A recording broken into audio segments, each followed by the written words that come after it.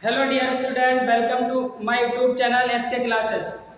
प्यारे बच्चों, आज हम डिस्कस करने वाले हैं दिग लबड़ और संकर लबड़। इससे पीछे के क्लास में हम पढ़ चुके हैं लबड़ों के प्रकार और उसका निर्माण, उसके साथ ही साथ सामान्य लबड़ के बारे में। प्यारे बच्चों, आज हम पढ़ने वाले हैं दिग लबड़ और संकर लबड़। प्यारे बच्चों, दिग लबड़ वह लबड़ होता है जिसमें समान प्रकार के लबड़ों को उनके जलीय विलयन में एक निश्चित या विशेष अनुपात में मिलाने के बाद उन्हें क्रिस्टलीकृत करने पर जो भी हमें एक प्रोडक्ट के रूप में लबड़ प्राप्त होता है, तो इस प्रकार के लबड़ को दिग लबड़ कहते हैं। प्यारे बच्चों, दिग लबड़ हमारा मोस्ट इम्पोर्टेंट क्वेश्चन है। हाई स्कूल में हमसे पूछा जाता है कि दिग लबड़ पर टिप्पणी लिखिए। दिग लबड़, प्यारे बच्चों, दिग लबड़ वह लबड़ जिसमें एक ही प्रकार के दो सामान्य लबड़ों के जलीय विलयन को किसी विशेष या निश्चित अनुपात में मिलाकर क्रिस्टलीकृत करने पर एक नए प्रकार का लबड़ प्राप्त होता है, जिसे दिग लबड़ कहते हैं।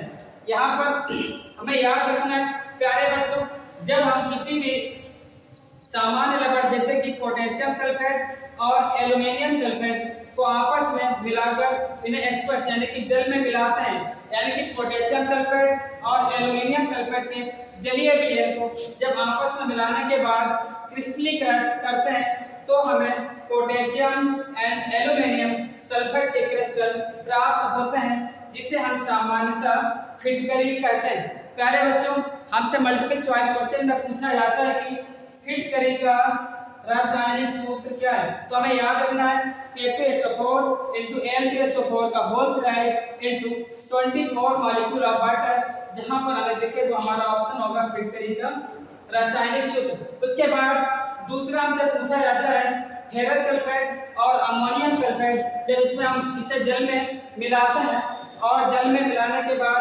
क्रिस्टलीकृत करते हैं, तो प्यारे बच्चों फेरस सल्फेट और अमोनियम सल्फेट के जलीय विलयन का क्रिस्टल प्राप्त होता है। इस प्रकार के प्राप्त क्रिस्टल को हम मोहर लबड़ कहते हैं। प्यारे बच्चों, यहाँ पर मोस्ट इंपोर्टेंट क्वेश्चन है हमारे पास फिटकरी का रासायनिक सूत्र और मोहर लबड़ का रासायनिक सूत्र, जो कि हमें याद रखना है। एक नंबर में भी पूछते हैं और मल्टीपल चॉइस में भी पूछ लेते हैं। यहाँ पर इसके साथ ही साथ एक नोट पॉइंट हमारे पास। प्यारे बच्चों, फिटकरी एवं मोहर लबड़ दिग लबड़ के उदाहरण है। हमसे पूछेगा ऑप्शन में फिटकरी या मोहर लबड़ किस प्रकार के लबड़ के एग्जाम्पल है, तो हमें याद रखना है प्यारे बच्चों फिटकरी एवं मोहर दोनों ही दिग लबड़ के एग्जाम्पल हैं।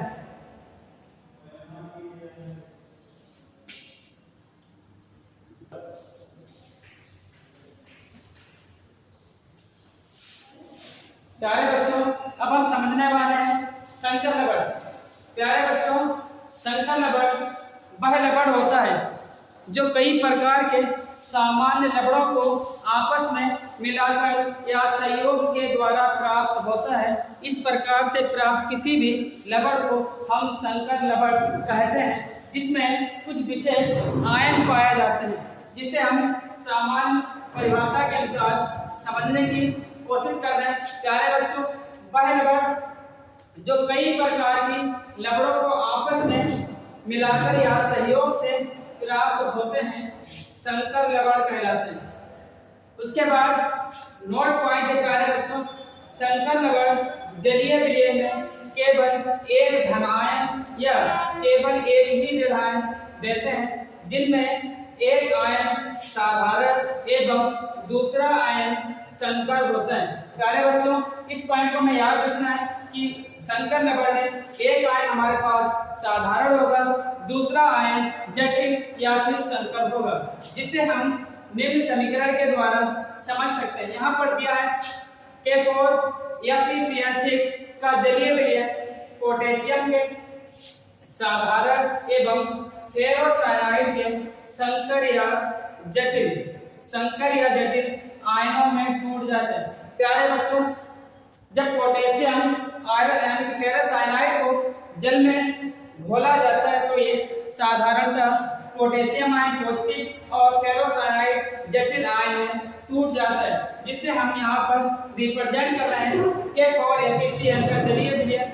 जब इसे हम तोड़ते हैं तो के पावर पॉजिटिव और FeCl6 यानी कि फेरोसाइनाइड आयन में टूट रहा है।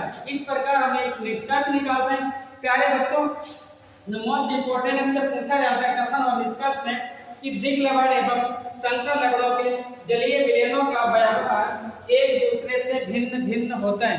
प्यारे बच्चों, इस पॉइंट को हमें नोट करना है और आज के क्लास को हम यहीं पर समाप्त करते हैं। मिलते हैं कल नेक्स्ट क्लास में।